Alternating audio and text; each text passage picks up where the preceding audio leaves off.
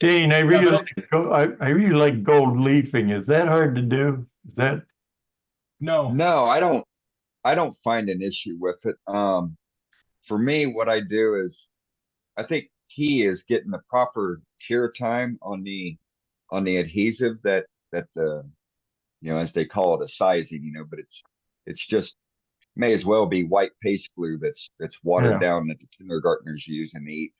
Um, but you get a nice even coat of that. And then for me, I've found in my conditions, 30 minutes is perfect.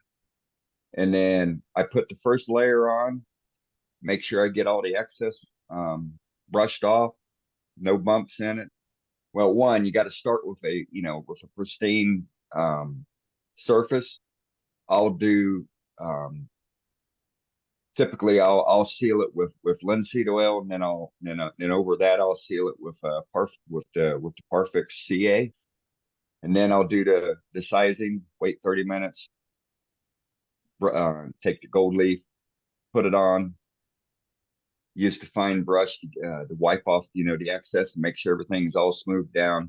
Then I'll at a distance I'll take the air gun, to go ahead and blow off any of the residual that is because static is horrible with gold leaf. Okay. Um, and then I always put a second coat on, so I'll repeat the sizing, wait to 30 minutes, and then add another layer, and then I'm done with it. Um, but yeah, it's as far as I mean, it's not difficult. It's a little bit messy, Really looks but like class. And do you have to Yeah, sand Jim. like the 600 or 800 or something? No. no, whatever your final finish is that you use for your turn projects. The big thing is uh, with gilding.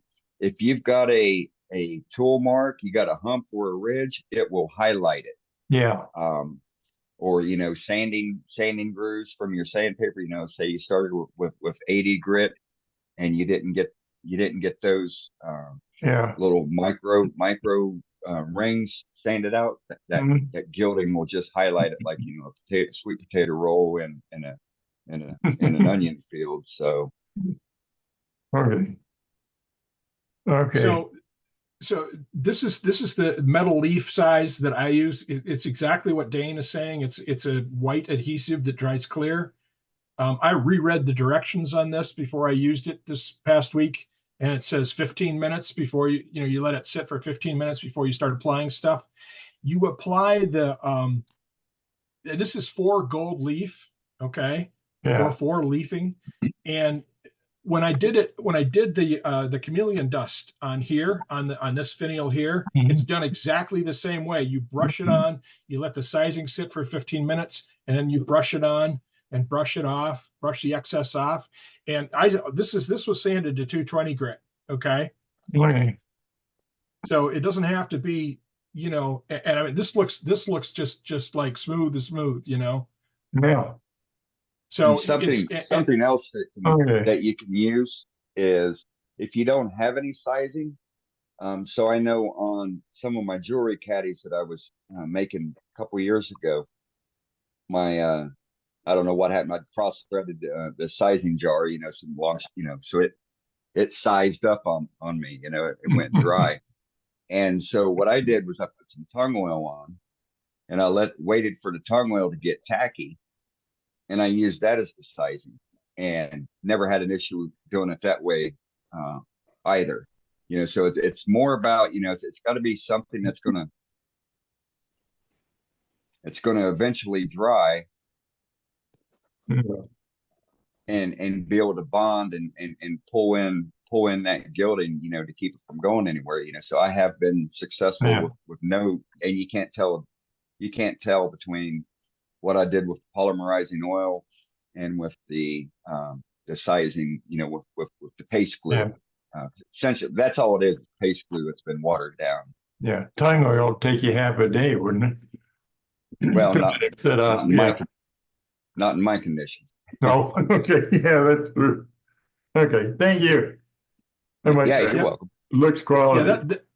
the standard sizing they have, it doesn't take a lot, and it goes on real thin, and in 15 minutes or 20 minutes it's ready to work. and you can use it for the foil like Dane is doing. You can use it for the chameleon dust or the mica dust like I'm using. And it also works on the flakes. If you want to use the flakes, that works the same way. It's basically the same stuff. Okay. Yeah, mica powder, women's compound makeup, eyeshadow. Yeah, it all works. Yep. And then and then to get the clean lines, Jim, what I found was, so on my beads in between where I got the fillets at, I took the time to fill those crevices with thread, and then I did the sizing, put the gold leaf on, and then from there I pulled the thread off, and it Oh, I left remember. Yeah, yeah. nice clean lines. So I was explaining that a few weeks ago when I had that process done when it was still on the lathe. You mask off beyond the thread? No, You just stay within the limits, right? right, just stayed within the limits there. Gotcha. Okay. Yeah, Okay. because if you use masking tape, the sizing is going to get up underneath it. There's masking tape that will not stop it. Okay. Okay. Jane, do you finish the whole piece, like apply your finish before you put on the gold leaf and the sizing? I have it ready for a finish. So in this case, this is dyed. So that means bold linseed oil was put on it to set the dye in to keep it from running, keep it from getting dirty during the turning, the hollowing process. And then, so whenever I dye, it's followed by bold linseed oil, and then it's sealed in with Perfect's 3408. Okay. I had, when I used gold leaf, it went on okay, everything, but then I put like a wipe on poly over the whole thing afterwards, but I had just had a hard time getting all the little flecks of the gold leaf off the rest of the piece. It was just everywhere. So if you've got flecks that is stuck onto the wood, if you just take some painter's tape and stick on it, it'll lift it right off. I think I was trying all kinds of different tape, but maybe not that kind of it. Yeah. Blue painter's tape, it takes it right off. Yeah, and we should probably reiterate the warning we added the last time we were talking about this, Dane, is make sure you've got absolutely no air currents or breezes going through your workspace when you're doing this, because it'll get everywhere. Yeah, it will.